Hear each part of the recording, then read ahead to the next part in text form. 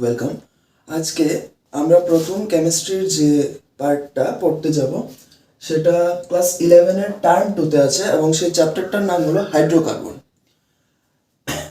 Hydrocarbon প্রথম বুঝতে হবে যে হাইড্রোকার্বন জিনিসটা কি। হাইড্রোকার্বন, আমি এখানে যদি লিখি হাইড্রোকার্বন, তো দেখো নামের মধ্যেই বোঝা যাচ্ছে হাইড্রোকার্বন মানে এখানে হাইড্রোজেন থাকবে এবং কার্বন থাকবে। ঠিক আছে, হাইড্রোকার্বনের মধ্যে কার্বন এবং হাইড্রোজেনের মধ্যে ন্যূনতম একটা বন্ড ডিরেক্ট থাকতে লাগবে। ঠিক আছে, এই ধরনের বন্ড থাকতে হবে। কার্বন এবং হাইড্রোজেনের মধ্যে ডিরেক্ট অ্যাটাচড বন্ড থাকতে হবে, এটাকে বলা হবে হাইড্রোকার্বন। ওকে, এখন ক্লাস 11-এর মধ্যে অনেকটা ডিপে নেই জিনিসটা, কিন্তু আমি চেষ্টা করব যাতে যতটুকু ডিপে গিয়ে যতটুকু ডিটেইলে জিনিসটা পড়া যায়। বেশি ডিটেলেও দরকার পড়ে না, কিন্তু তারপরে আমরা চেষ্টা করব যে পরীক্ষার মধ্যে যাতে কোনো কোশ্চেন এখান থেকে বাদ না যায়, যাতে আমরা ডিটেলে পড়তে পারি।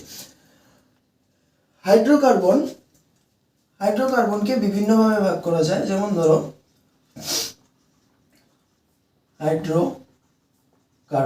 হাইড্রোকার্বনকে ভাগ করা যায় মেইনলি দুইটা পার্টে। বিভিন্ন ভাগে ভাগ করা যায়, কিন্তু মেইনলি এখানে দুইটা পার্ট। যেমন aliphatic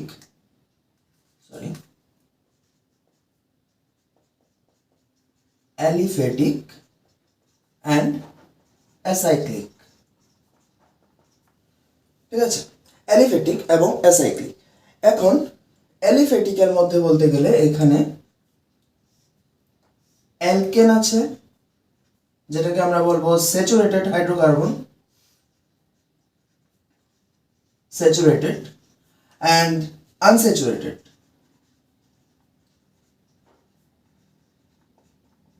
saturated and unsaturated.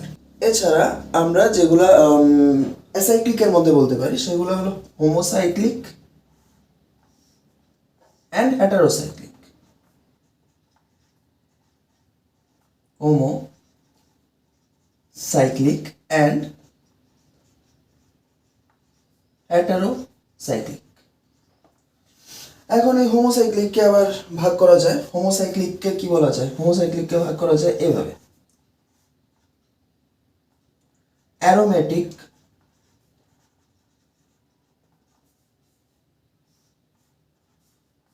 Non aromatic and anti aromatic.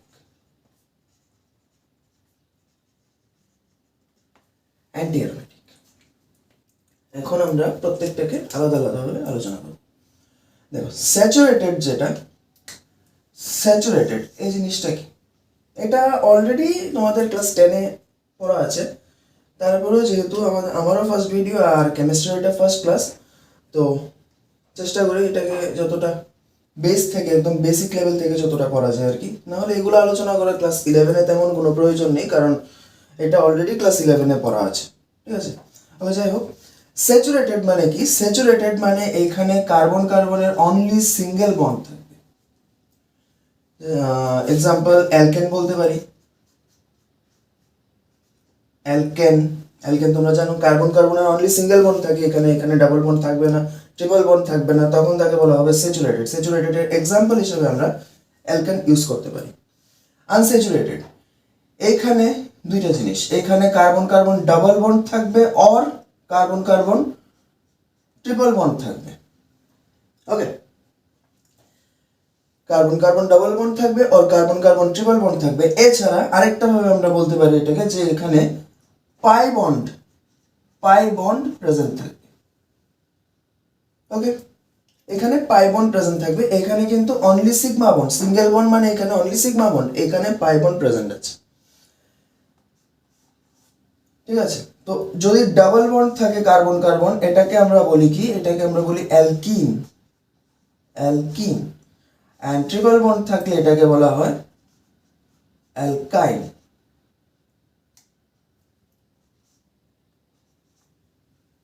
Okay, alkane, unsaturated এর মধ্যে অ্যালকিন, অ্যালকাইন। ওকে, ক্লিয়ার? ওকে, এবার দেখো এখানে অ্যালকেন আছে অ্যালকাইন মানে ট্রিপল বন্ড, অ্যান্ড অ্যালকিন আছে, অ্যালকিন মানে ডাবল বন্ড। সো একটা কোশ্চেন এখান থেকে আসতে পারে যে এগুলার সাধারণ সংকেতটা কি বা জেনারেল ফর্মুলাটা কি। অ্যালকেনের ক্ষেত্রে কি হয়, জেনারেল ফর্মুলাটা CnH2n+2। অ্যালকিনের ক্ষেত্রে CnH2n, অ্যান্ড অ্যালকাইনের ক্ষেত্রে বলতে গেলে এটা CnH2n-2। এটা অ্যালকেনের জন্য একটু হিজিবিজি হয়ে যাচ্ছে লেখাটা, লিখছি।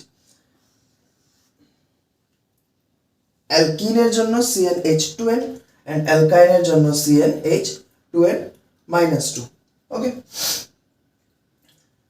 এখন এটা দেখো, Cn মানে কি, Cn মানে একটা, যদি and H2n+2, তো যদি আমি এখানে একটা কার্বন নেই মানে হাইড্রোজেন কয়টা থাকবে, 4টা।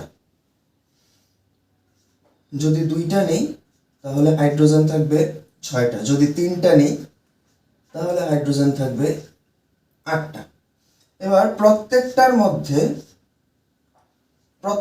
মধ্যে দেখো CH2 মানে CH4, যেটাকে আমরা বলি মিথেন। এটা যখন আইউপিএসসি করবো তখন বলে দেবো, মিথেন, ইথেন, প্রোপেন। মিথেন থেকে ইথেনের মধ্যে কার্বন অ্যান্ড হাইড্রোজেন নাম্বারের ডিফারেন্সটা কত, সেটা হলো CH2, মানে একটা কার্বন অ্যান্ড 2টা হাইড্রোজেনের ডিফারেন্স। ইথেন থেকে প্রোপেনের মধ্যে ডিফারেন্সটা কত, same, CH2।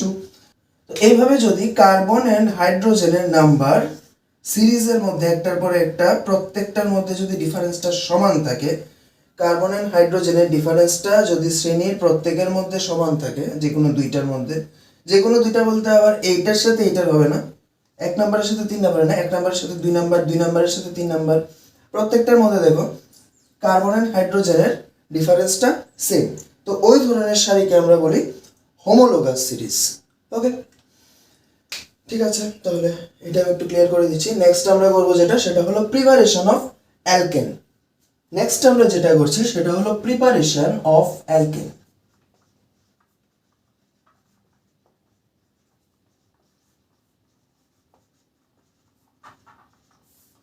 Preparation of alkane বলতে এখানে অ্যালকেনটা বিভিন্নভাবে তৈরি করা যায়, কিন্তু সব কয়টা তো আর একদিনে বা আজকে করা সম্ভব নয়। তো আমি যদি সব কয়টাকে করতে যাই তাহলে ভিডিওটার লেন্থ তো অনেক লম্বা হয়ে যাবে, তো তাই চেষ্টা করছি যতটুকু ছোট ছোট করে করা যায় সব কয়টাই কভার করিয়ে দেবো, এটা নিয়ে কোনো প্রবলেম নেই।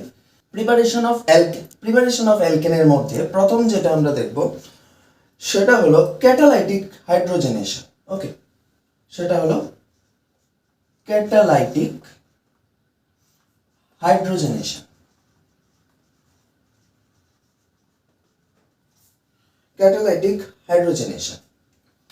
ক্যাটালাইটিক হাইড্রোজেনেশন মানে হাইড্রোজেনেশন কথাটার মানে কি, এটার মানে হলো অ্যাডিশন অফ হাইড্রোজেন।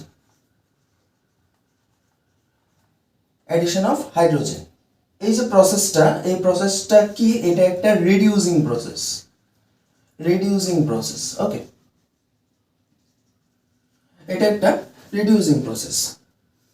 এবার এইখানে আমরা যে ক্যাটালিস্ট গুলোকে ইউজ করব ওইগুলা কি টাইপের হবে, ওইগুলা হবে মেটালিক ক্যাটালিস্ট বা মেটাল ক্যাটালিস্ট।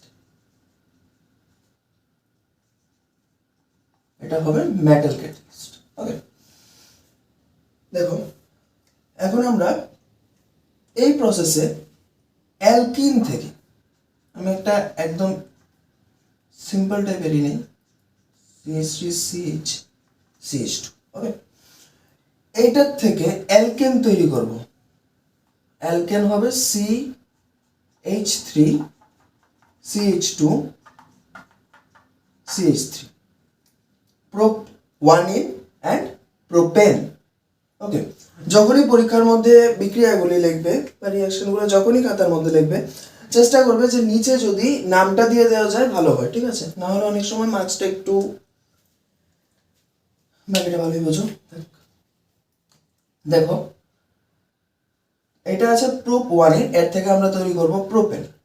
তো এটা একটা বিজারণ বিক্রিয়া বা রিডাকশন রিঅ্যাকশন হবে। এখানে আমরা ইউজ করতে পারি হাইড্রোজেন অ্যান্ড ক্যাটালিস্ট হিসাবে, মেটাল ক্যাটালিস্ট হিসাবে ধরো নিকেল ইউজ করতে পারি, প্ল্যাটিনাম ইউজ করতে পারি, বা প্যালাডিয়াম ইউজ করতে পারি। তিনটাকে একসাথে না, তিনটার মধ্যে যে কোনো একটা আলাদা আলাদা করে।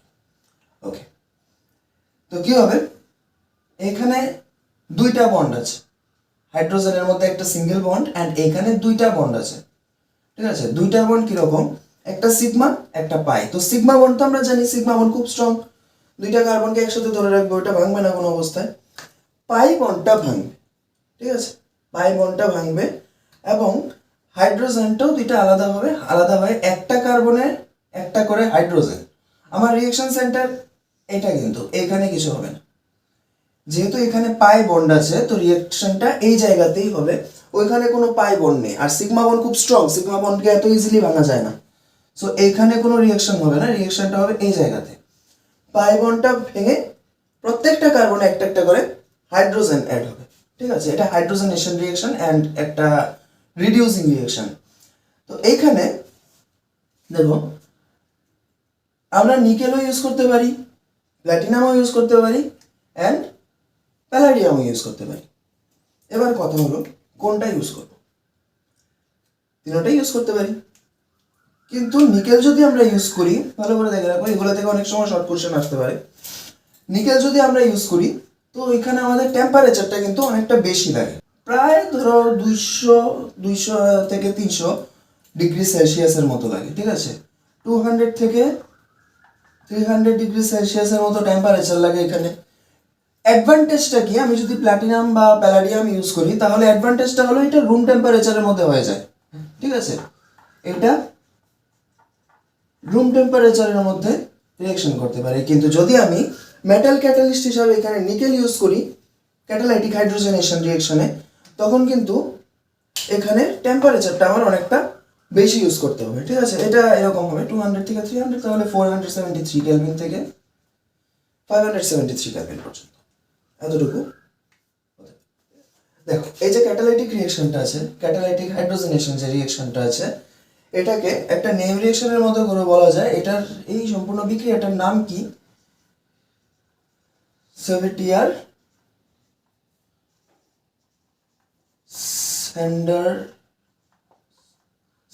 Sanders reaction. ঠিক আছে, যদি বানানে ভুল থাকে সেটা দেখে নিও একটু, আমি ঠিক বলতে পারছি না, মেবি বানানটা বলেছে, নামটা এটাই আছে, এটা আমি একদম 100% শিওর, কিন্তু নামটার বানানটাতে মেবি একটু ভুল হলে হতে পারে এই জায়গাটা।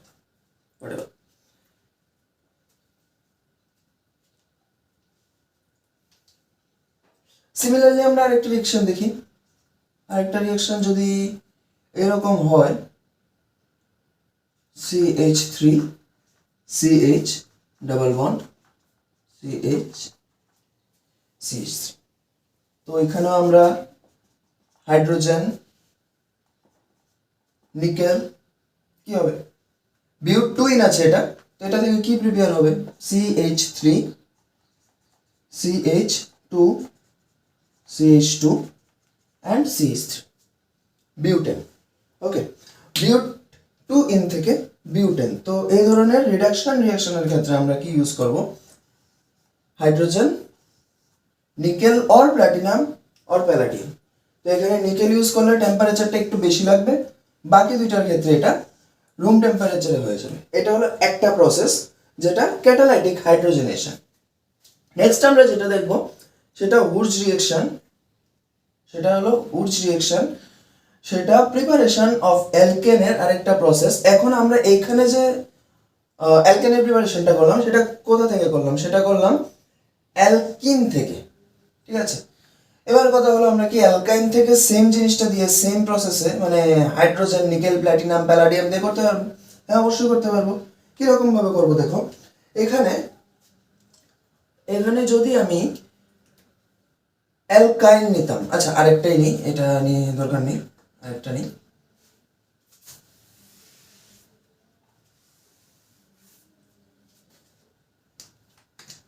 একটা অ্যালকাইন নিই, অ্যালকাইন অ্যাসিটিলিনে নিই, এগুলো অ্যাসিটিলিন। অ্যাসিটিলিনের মধ্যে হাইড্রোজেন প্ল্যাটিনাম দিলাম। ফার্স্ট স্টেপে কি হবে, CH2 একটা বন্ড ভাঙলো। নেক্সট যদি আবার দেই, আবার তো আর আমার দিতে হবে না, এটা কন্টেনারের মধ্যে থাকবে, আমি জাস্ট স্টেপটা বলছি। প্রথম একটা পাই বন্ড ভাঙবে, দেন আরেকটা ভাঙবে।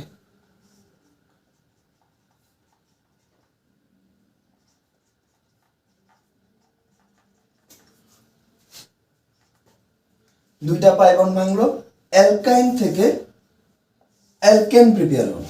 ঠিক আছে, এবার কথা আছে এখানে, এবার কথাটা কি যে অ্যালকিন থেকে অ্যালকেন প্রিপেয়ার হলো, রিয়েজেন্ট যেটা ছিল অ্যালকাইন থেকে যে অ্যালকেন প্রিপেয়ার হলো সেইখানেও কিন্তু রিয়েজেন্টটা সেম।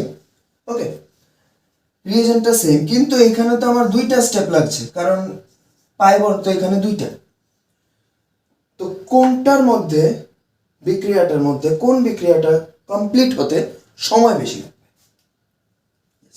কোনটার মধ্যে সময় বেশি লাগবে? দেখো এখানে অনেক কিছু ব্যাপার আছে, রেট অফ রিঅ্যাকশন, এটা ওইটা তো ক্লাস 11 এর মধ্যে রেট অফ রিঅ্যাকশনটা, ঠিক আছে, এটা দরকার হলে আমি আলাদা একটা ভিডিও বানিয়ে দিয়ে দেবো। 12 হলে ঠিক আছে, কিন্তু 11 এর মধ্যে এটা আমি একটা আলাদা করে একটা ভিডিও বানিয়ে দিয়ে দেবো তোমাদের, ঠিক আছে?